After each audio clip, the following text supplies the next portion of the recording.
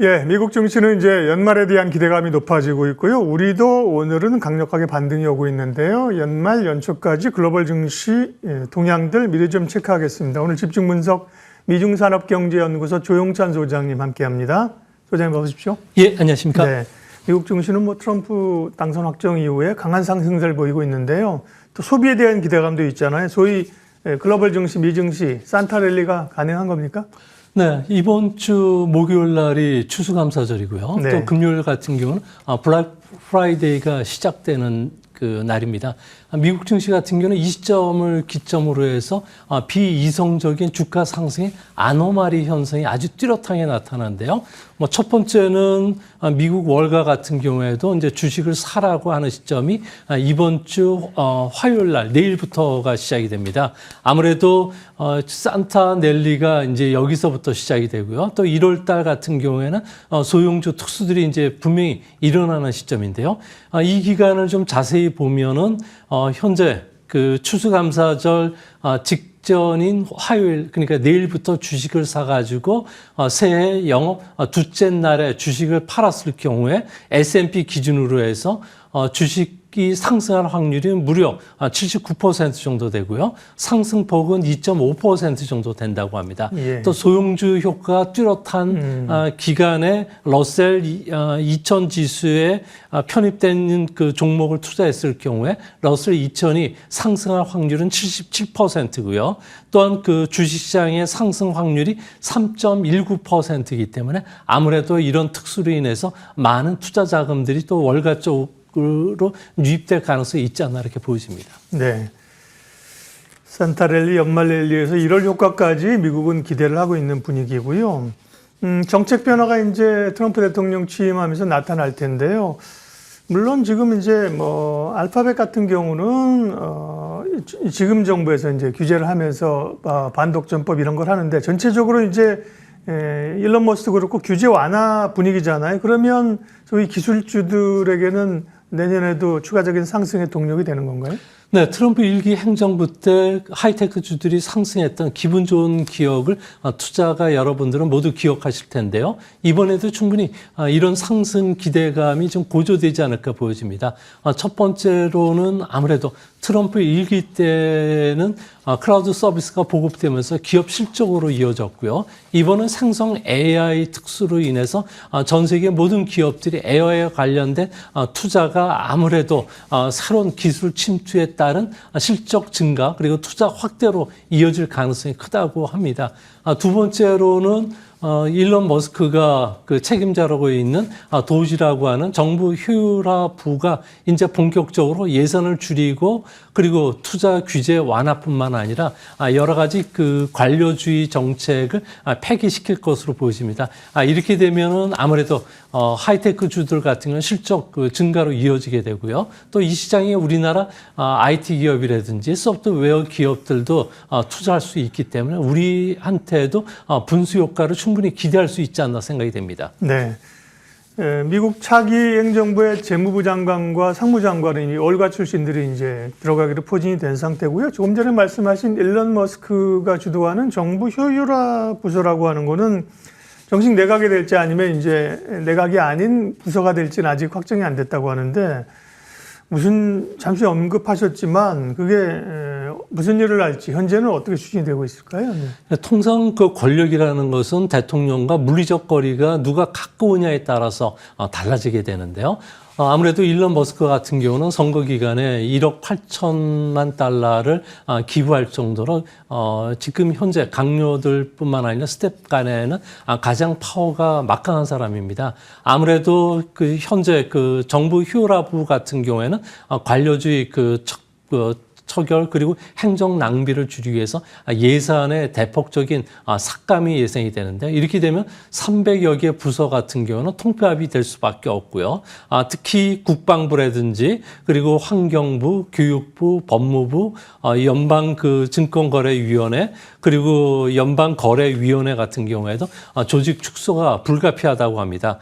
또한 그 미국 같은 경우에는 대통령이 고위직 임명을 할 수 있는 자리 같은 경우는 4천여 개 정도 되고요. 또한 그 인사 조치로 인해서 한 그 5만 명 정도의 그 고위 관료들 같은 경우는 교체가 가능하다고 합니다. 아마 인사 태풍이 지금 기다리고 있는 상황이고요. 또 효율적인 정부를 구성하기 위해서 과감하게 기술 혁신이라든지 규제 완화를 도입할 것으로 보여지는데요. 이 때문에 우리나라 IT 기업들 같은 경우는 2000년에 전자정부 제도를 도입을 했고요.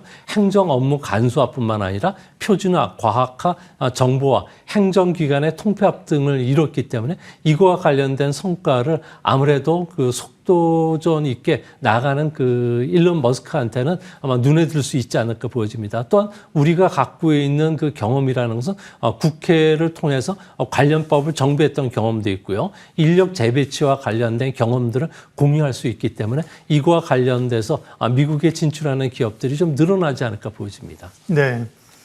뭐 겉으로의 인력 구조조정하고 불필요한 얘기 제거하겠지만 사실은 그래서 필요한 게 AI야. 사람 대신에 자율주행이야. 이게 트럼프의 또 트럼프라면 일론 머스크의 속내가 아닐까 그런 생각도 갖게 되고요. 다음 오렌 버핏 얘기하겠습니다. 뭐 살아있는 최고의 투자자죠. 오마의 현인. 오렌 버핏이 최근에 주식을 많이 줄이고 있다는 얘기 우리가 많이 기사를 통해서 듣고 있는데요. 많이 올라 있다는 거죠. 그리고 대신에 채권을 최근에 삽니까? 네, 그렇습니다. 그 워렌 버핏 같은 경우는 좋은 국만 친다는 투자 자세를 갖고 있는데요.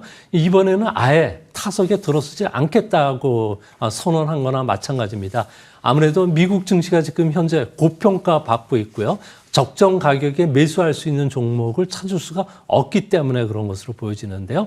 이 때문에 그 워렌 버핏이 이끄는 벅셔 헤이더웨이 같은 경우에는 포트폴리오 종목들을 아주 계란 한 바구니에 담지 말라고 했는데 10개 그 상위 포트폴리오 종목은 전체 그 90% 정도 차지할 정도로 집중적으로 투자를 해왔습니다. 근데 이 중에서도 가장 보물이라고 할 수 있는 애플 같은 경우에는 지난 1년간 무려 3분의 2의 주식을 팔았고요. 지난 분기에는 뱅크 오브 아메리카 주식도 4분의 1 가까이 팔기도 했습니다. 이 때문에 보유 현금은 평소 300억 달러에서 3,252억 달러까지 늘어났는데요. 이제 앞으로 이런 그 보유 현금을 늘린 거와 관련해서 뭐 그동안에 뭐 후계자를 선정하기 위한 작업이다. 대형 인수 자금 확보를 위한 거라고 했지만 사실상 채권 투자로 투자 방향을 전환한 것으로 보여집니다. 네. 그 버핏 지수라고도 있잖아요. GDP 대비 시가총액 비교하는 건데 그 버핏에 보기에는 주가는 많이 올라와 있다는 거고 채권 투자한다는 것은 채권 금리가 앞으로 어쨌든 떨어지면서 채권 값이 오른다 이런 로직인 거죠. 네, 그렇습니다. 네. 현재 뭐 주식시장을 보면은 채권과 주식시장의 투자 수익률은 서로 이제는 채권이 더 주식보다 높은 수익률을 줄 수 있는 시점이 됐고요. 이 때문에 나스닥 주가의 PER을 보면은 트럼프 1기 행정부가 시작됐던 2016년 11월 당선됐을 때의 주가 수익 비율 같은 경우에는 한 25배 정도 수준이었습니다. 현재는 49배까지 상당히 높은 수준까지 올라왔는데 이 때문에 현재 미국의 10년물 국제 수익률 같은 경우는 4.4%지만 만약 5%까지 올라온다면은 나스닥의 주가 수익 비율은 적정 가치가 20배 정도까지 떨어질 수 있다고 워렌 버핏은 보고 있는가 봅니다.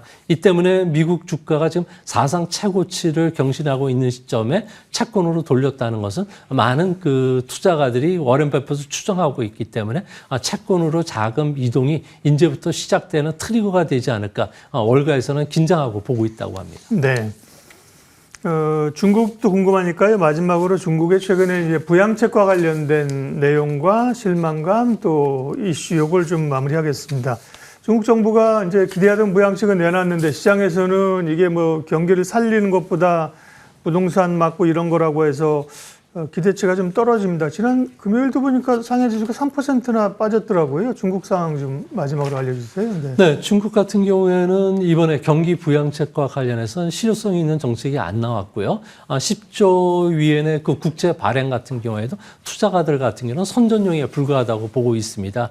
이 때문에 현재 중국 같은 경우는 11월 이번 주에 이제 시작되는 정치국 회의 그리고 12월 달에 있는 그 중앙경제공작회의에서도 경기 부양을 기대했었는데 현재 부동산과 관련된 안정책이죠. 주가가 부동산 가격이 더 이상 급락하는 것을 막을 정도만 경기 부양책을 쓸 가능성이 크고 유효 수요 자극정책은 쓰지는 않을 것으로 보고 있다고 합니다. 아무래도 각 부서에서 예산을 제출하는데 예산 제출 안에 유효 수요 자극 정책과 관련된 내용이 없기 때문에 중국 증시가 좀 빠진 것으로 보여지는데요. 당분간 중국 증시 같은 경우는 보수적인 시각에서 접근해 주실 필요가 있겠고요. 미국의 그 매파 정부가 들어서면서 중국과 관련된 규제책이 나올 때 그리고 수출이 안 좋을 때 중국은 경기 부양책을 쏟아낼 가능성이 크기 때문에 그때를 대비하기 위해서 현금을 좀 확보하려는 측면에서 그 미국뿐만 아니라 월가에서 중국 투자가들 같은 경우에는 현금 확보에 좀 혈안이라고 합니다. 네, 집중 분석, 미국과 중국 글로벌 증시 상황과 체크 포인트들 점검해 봤습니다. 미중산업경제연구소 조용찬 소장님 함께했습니다. 고맙습니다.